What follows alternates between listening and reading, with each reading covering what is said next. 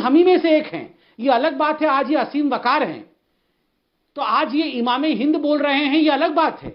मगर इनके परदादा भी राम ही बोलते थे, भगवान श्री राम की जय ही बोलते थे, और मैं उनको अपने भाई की नजर से देखता हूं। A few moments later. Sambit Patra की बात का आपने जवाब नहीं दिया।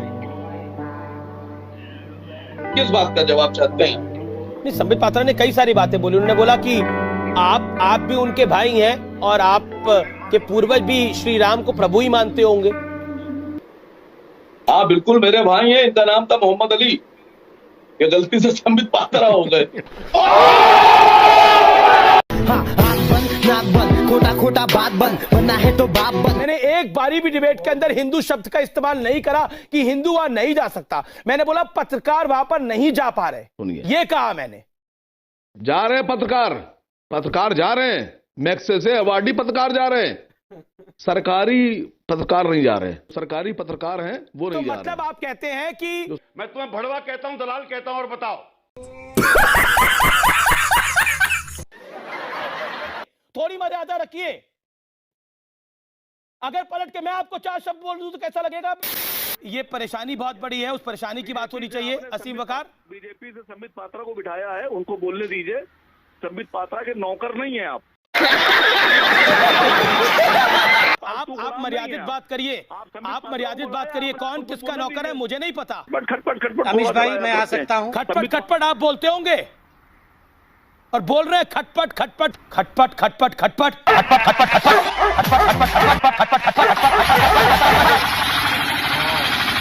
सिविल डिफेंस ऑफिसर जब नागपुर में अनएक्सप्लोडेड बम की ट्रेनिंग लेने गया तो वहां बताया गया कि जब अणु बम गिरेगा तो अमेरिका अपने 40% आबादी को बचाने के लिए बहुत कॉस्टली शेल्टर्स बना रखा है।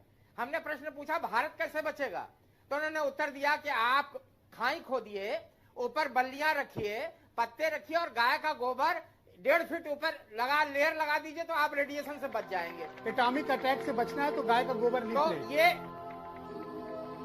मुझे वैज्ञानिकों ने बताया कि हमने कहा हम कैसे बाहर हैं, उनका शरीर पर मल लीजिए गोबर आप, तो आप एटॉमिक रेडिएशन से बच सकते हैं।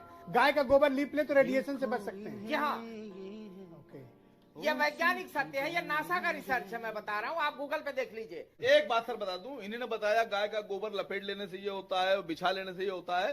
सर एक रिसर्च ये नहीं बता पाए थे, इन्होंने पढ़ी नहीं वो लाइन, ये भूल गए थे, जल्दी जल्दी आ गए। आधा किलो गाय का गोबर अगर ये खा लें तो दिमाग भी बढ़ता है सर। ये गलत बात है। ये आपत्ति। आधा किलो गाय का गोबर अगर ये खा लें तो दिमाग भी बढ़ता।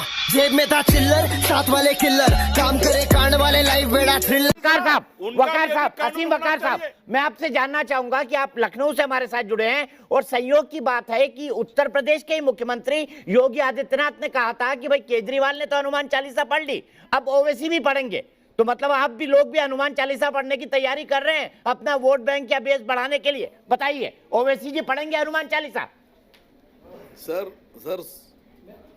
सर 16 मिनट से सुन रहा था। बहुत शुक्रिया आपका कि आपने मुझे बुलाया और मैं आपके चैनल पर बैठकर। सर योगी जी ने ये बात कही थी चुनाव में जी कि अरविंद केजरीवाल ने तो पढ़ लिया, अब ओवैसी साहब पढ़ेंगे। सर 2014 के चुनाव से पहले भारत सरकार ने वादा किया था कि 2 करोड़ नौकरियां देंगे हर साल, 15 लाख रुपए हर व्यक्ति को देंगे जो भारत के नागरिक हैं, पेट्रोल 35 रुपए में बेचेंगे। ये उन्होंने कहा था सर, मैं नहीं कह रहा हूँ। कहाँ वादा था सर उन्होंने कहा था कि जो नमक मिर्ची लगा दिए थोड़ा, खालिद भाई थोड़ी नमक मिर्ची लगा दी आपने। वकार असीम भाई थोड़ी नमक मिर्ची लगा दी आपने। चलेगा इतना चलेगा, ओवैसी जी की पार्टी से इतना चलेगा, कोई दिक्कत नहीं। सर मुझे बोलने दीजिए। सर मुझे बोलने दीजिए। सर मुझे बोलने दीजिए। मैं आपके चैनल पर गुजारिश कर रहा हूं और मैं आपसे निवेदन कर रहा हूं, दीपक चौरसिया जी, मेरी बात प्रधानमंत्री, गृह मंत्री और योगी जी तक पहुंचाइएगा। सर देश तक पहुंच रही है, मैं ट्वीट भी कर दूंगा आपकी बात असीम वकार जी, प्रधानमंत्री को टैग करके ट्वीट भी कर दूंगा। बोलिए आप। सुनिए सर, सुनिए, बोलने दीजिए। वो झूठी साची सब। हाँ सुनिए 5 साल में 10 करोड़ नौकरियां हुई, आप दे दीजिए।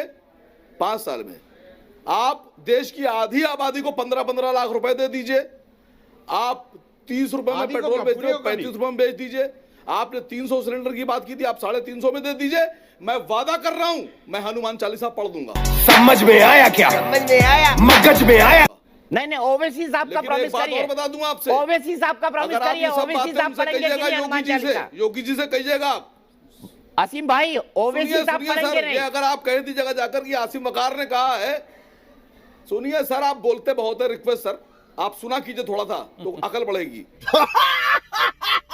अच्छा अगर ये बातें जो मैंने कही है ये मोदी जी सर आपके साथ आपको मैं 24 घंटे लगातार सुन सकता हूं अगर अकल बढ़ जाए तो। कुरान पढ़ना पड़े और ये सब देना पड़े तो मैं समझता हूं कि योगी जी कुरान पढ़ना पसंद करेंगे, कुरान की आयतें पढ़ना पसंद करेंगे, लेकिन नौकरी देना पसंद नहीं करेंगे। अरे बाप रे, ये तो धोती खोल रहा है।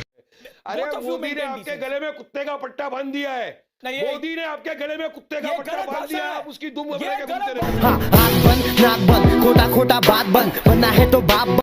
तो भाई जब हम मुगलों की डायनेस्टी के बारे में, इनके शासनकाल के बारे में और भारत में रहकर इन्होंने क्या किया क्या नहीं किया, उन तमाम चीजों के बारे में अपनी इतिहास की किताबों में पढ़ रहे हैं, तो अगर आरएसएस का इतिहास पढ़ा दिया जाएगा वारिस पठान, तो कौन सी आफत आ जाएगी? आरएसएस वो संगठन है जिसने देश की आजादी की लड़ाई में कोई हिस्सा नहीं लिया। ये ब्रिटिशरों की गुलामी करते थे, ये उनकी चमचागिरी करते थे। आजादी के बाद से लेके 52 बरस तक इन्होंने हमारे तिरंगे को अपने नागपुर के हेडक्वार्टर पे नहीं लहराया। वजह कि यह तिरंगा अपशुगन है, इनका शुगन था भगवा। इन्होंने कभी देश के लिए कुछ नहीं किया। इनका एक ही आइडियोलॉजी है, हिंदू राष्ट्र बनाना, हिंदुत्व को आगे फैलाना। तो अब ये हिस्ट्री में क्या बताएंगे? 1947 की पहले की हिस्ट्री बच्चों को पढ़ाना चाहते हैं कि हमारे देश के अंदर क्या हुआ, देश के हमारे महान जो नेता थे महात्मा गांधी, उनके साथ किसने क्या किया। नाथूराम गोडसे जो देश का सबसे बड़ा आतंकवादी है, उसने हमारे वारिस पठान मतलब अगर ये आरएसएस वाले डर इस बात का है कि आरएसएस वाले इनको सिखाएंगे देश के किस तरह टुकड़े करना रिलीजन की बुनियाद के ऊपर, किस तरह से भगवा को आगे लाना, किस तरह से गौ रक्षकों को मॉब लिंचिंग सिखाना, किस तरह से देश के संविधान को नहीं मानना, किस तरह से गोलकर की जो आइडियोलॉजी थी उसको इंप्लीमेंट करना, ये सिखाया जाएगा जो हमारे देश की डेमोक्रेसी के लिए खराब है। ये जिस पार्टी के नाम में मुस्लिमीन हो, आप सोचिए उसकी सोच क्या हो। जिस पार्टी में विश्व हिंदू परिषद हो वो बीजेपी के साथ, जिसमें बजरंग दल हो वो बीजेपी के साथ, जिसमें शिवसेना हो वो बीजेपी के साथ, जिसमें हिंदू युवा वाहिनी हो बीजेपी के साथ, मुसलमान से नफरत। चलिए खुद चार्जर लिए बैठे हैं। देखिए प्लीज, हाँ मेरी ये वो चूहे हैं जो देश खा जाएंगे, इन चूहों को निकालिए और पकड़िए। असली दुश्मन है ये देश के जो चूहे हैं आपके। ये आपका सेकुलरिज्म है क्या? सेकुलरिज्म के नाम पर भगवान और इंसानों को गाली दी जाएगी, इसका सीधा जवाब चाहिए मुझे। आप लोग डिबेट आप जैसे लोगों को मैं सीधा जवाब नहीं दूंगा, आपको मैं पत्रकार मानता ही नहीं हूं। आप मत माने, मुझे कोई फर्क नहीं पड़ता। देश की पत्रकार मानता हूं, लेकिन मैं सीधे कहता हूं विवेक शिवा को बहस को बता नहीं रहा हूं। जिन्ना में और ओवैसी में कोई फर्क नहीं है, ओवैसी सिर्फ दाढ़ी वाले जिन्ना है, वो भी देश को बांट रहे हैं। देखिए संबित पात्रा साहब का मैंने नाम रखा हुआ है नन्हे मुन्ने से कोर्से। ये है बहुत नन्हे मुन्ने से कोर्से, ये भी बड़े हो गए। संबित को लाइए स्क्रीन पर जरा। अभी मुन्ने से कोर्से, मुन्ने से कोर्से, अभी धीरे धीरे बड़े हो रहे हैं। अभी इनको टाइम लगेगा बड़ा होने में, लेकिन बड़े होंगे, बनेंगे कोर्से। ये और कुछ नहीं कर सकते।